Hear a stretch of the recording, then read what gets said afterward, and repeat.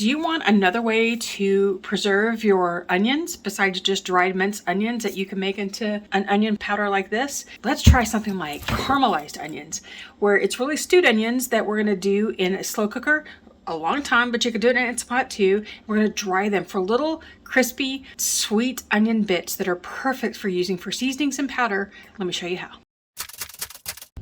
All right, so let's get started on our onions. You can do these any way that you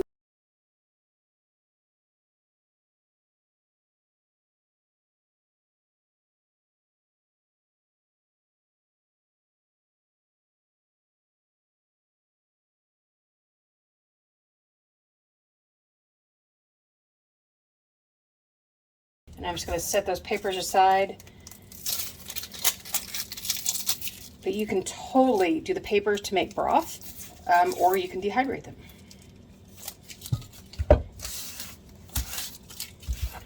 So there are 1,001 ways to cut an onion. Do it whatever works best for you.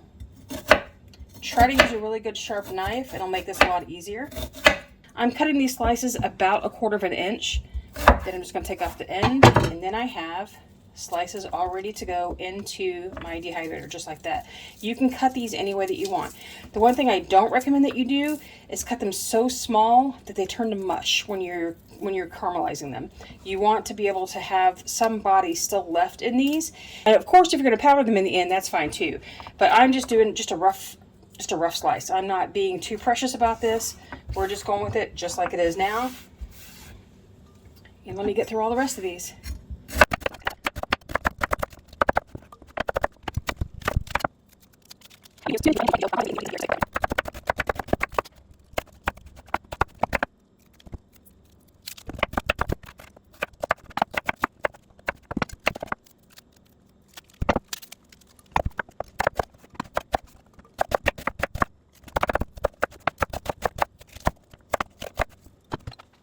Okay, what I happen to be using today is a Peruvian Gold. It's a sweeter onion. It doesn't have as much of the onion power to it, the punch, but it still does. Even with glasses on, my eyes are starting to water because it's just what happens with onions. And I'm sure that when everybody comes home today, they're going to just go, what the heck did you do to our house? So you can use any kind that you'd like. You can use red, white, yellow, Vidalia, sweet, whatever the sweet onion is in your area that they're doing it as. Use any kind of onion that you want. It will always give a different flavor with every kind of onion. Typically what I do is I just do it just like this. I add nothing to it. I add no water. I add no any kind of flavorings. I like it, and we found that our family likes it, just plain, just like it is. They will stew, caramelize, which really what they're doing is stewing and browning up over time. So I'm going to turn this on now. I'm going to let it run overnight. What you could do though is add some balsamic vinegar. I would only add about 1/4 cup to this whole thing because it can be pretty profound in the flavor once you've done it if you use too much. You can also add a little bit of water to get it started, and today I am doing that because this will help try to ensure that the onions don't burn on the bottom. If your machine runs a little hot, the water can just kind of help it not stick, but it also aids in starting the broth. Now the onion broth is really great for things like cooking potatoes and rice, adding to any kind of stew, anything that you're going to use water for or broth, you can use onion broth for. This is going to give you about enough to use on rice tomorrow, probably not much more, but if it does, I'll just freeze the rest. So we're going to set this on low and slow and just let it go. Probably from now, it's 3:15 my time right now. Probably let this sit until I get up in the morning.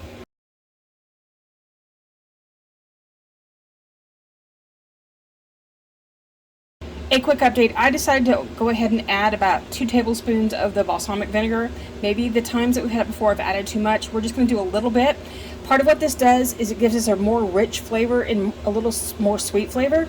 And so this will be one of the toppings we use on top of our green bean casserole come Thanksgiving that we make from scratch instead of using the regular stuff. Because my crock is very hot, I do not want to just pick this up and try to pour it. The contents are going to be hot, even though this was just on warm. No, this was on low all night.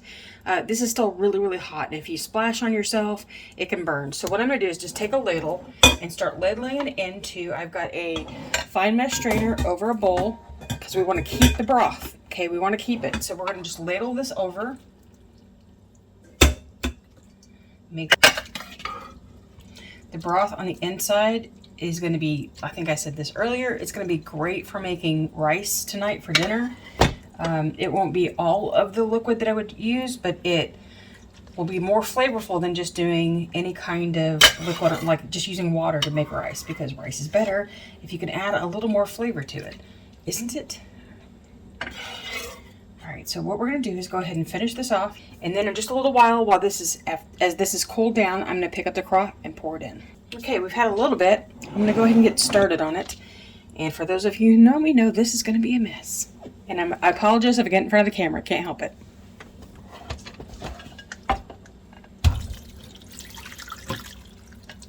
Okay, now before we put this on the dehydrator trays, I'm going to let this sit in this strainer for a little while. I'm not trying to cool it off. I'm just trying to let as much of the liquid dispense as possible into my bowl so that I don't have so much liquid on the trays to dry. All right, here we have our drained, mostly drained. You can still see, no matter which way I turn it, a little bit more comes out. But look at that broth. You can do quinoa, you can do any kind of the grains that you're doing. Something else I want to mention that I have, it's either a 6 or 8 quart slow cooker. If I had a big roaster, like a 18, 26, whatever the larger size of those are, I could have done a whole lot more at one time. If you can't do a bunch in one session, then just work your way up towards it. Cut a couple onions extra every time you cut them and store them in your freezer. When you're ready, you can do this at once. Or for those of you who have Instant Pots, you could probably move through a lot more at one time because it takes so much less time in an Instant Pot. But yeah, just work on the bulk. Work on creating this every time. Okay, I forgot to hit the record button, or I hit it and then evidently double hit it, and so now it's off. So what I've done is I have filled up 4 of these sheets, these trays, with my stewed caramelized onions. They are a little sticky because you've brought out all the sugars. So you're going to want to use a fruit leather sheet of some sort, some kind of liner on your tray. I don't recommend parchment paper just because these are really wet and parchment tends to suck up water and then can make things stick unnecessarily. But if that's what you got, then use what you've got. Just know that you may have to work at these a little bit to get them off. I'm not going to recommend a particular sheet. I like the Excalibur Premium. I think that's what it's called because I always forget. It is this sheet right here. So it is a fruit leather sheet that's got good body to it. It doesn't wear out really fast. It's really a great sheet, but they're very expensive for what they are. So these are the Simply Homey brand, which are about $16 for a set of don't remember, 6, 10, that you can cut down to fit any size dehydrator that you have, because they're Teflon coated and because it's the new Teflon that's not dangerous like the old Teflon was from the 80s, and you're not running these at a heat high enough to have a problem with that anyway. That's why I use them, and they're inexpensive, and I can cut these down to fit anything. So these are going to go in now.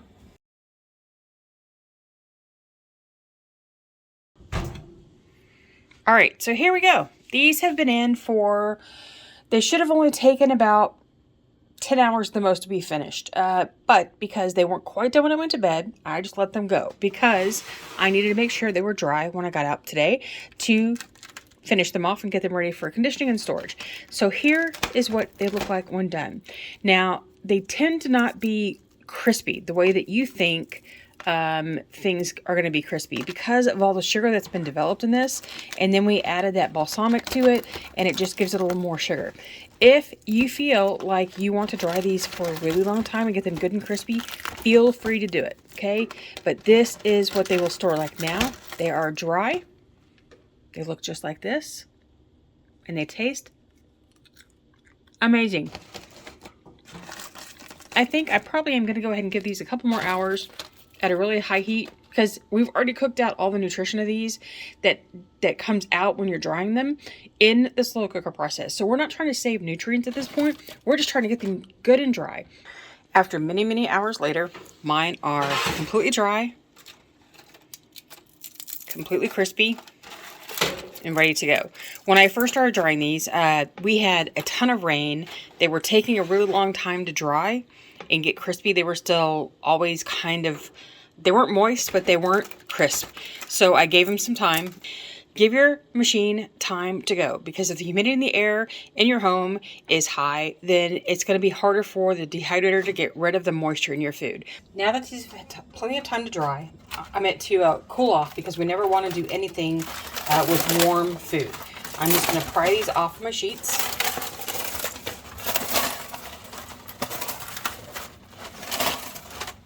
And I can break them up a little bit more if I need to, just to make it easier to get into my storage.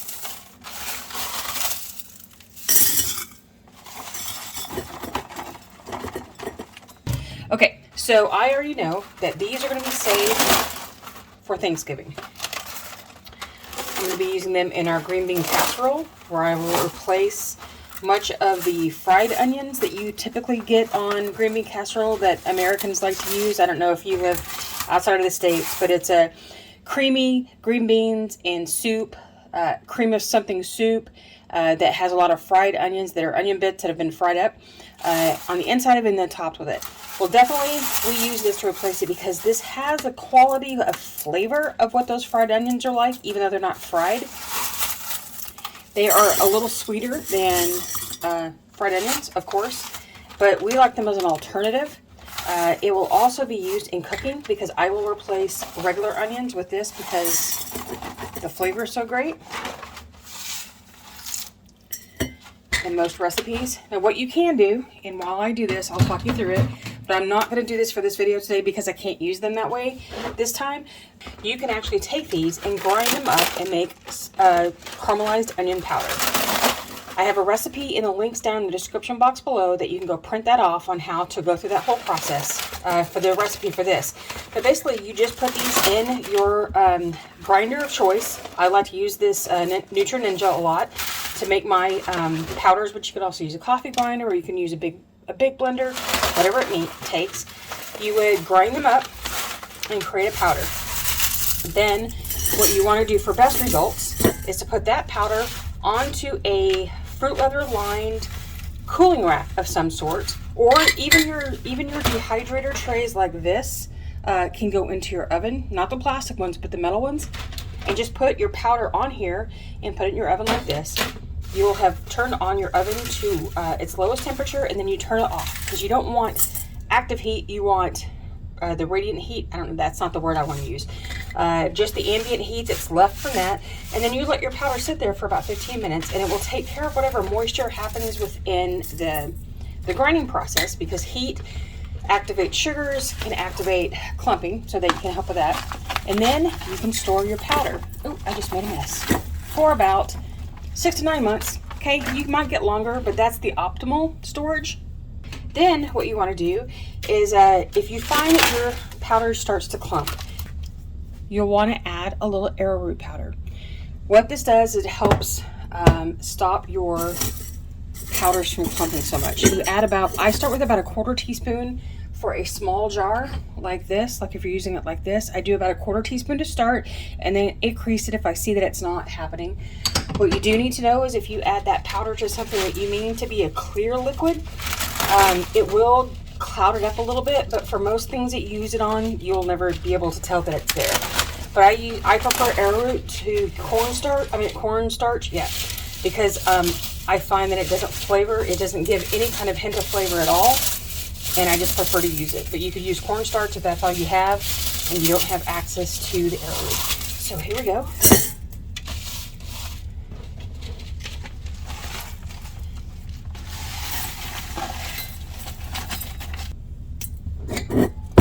All right, so here we go with the last of it. And if you're not quite fitting, you can always just start crunching it down, because you're just going to have small onion bits. That's what this is. Now, typically you would condition this for about 5 to 7 days, where you would take your jar and you would shake it up once a day, a good shake. And then what you're looking for are clumping at the top that doesn't shake off easily. Like if you can do this and it still sticks, you probably need to put this back in the dehydrator. But this is, if you've been around for a while, you know that I don't really use much in the way of moisture absorbers or vacuum sealing for my dehydrated goods, because it's not necessary, especially for that stuff that you're not keeping for 3, 4, 5 years, because I don't like to do that anyway. This is one time when I will throw a moisture absorber into my jar for this product, Okay, the sugars that have been developed in caramelizing onions like this can really become problematic with moisture. Like every time you open this jar and you take stuff out of it, or you get it too close to your heat source and the steam from your cooking gets into this jar, it will tend to get sticky pretty quickly. So I prefer to keep a moisture absorber in here to store, to stop that from happening, to help alleviate any of those kind of moisture issues. Make sure that you mark your jar. You would use this just like you would use onions that you've dehydrated. A quarter cup equals about a cup of fresh onions, and it will flavor stuff like you wouldn't believe. So if you want to see how I do onions, watch this video right here, and it walks you through the whole process of dehydrating onions.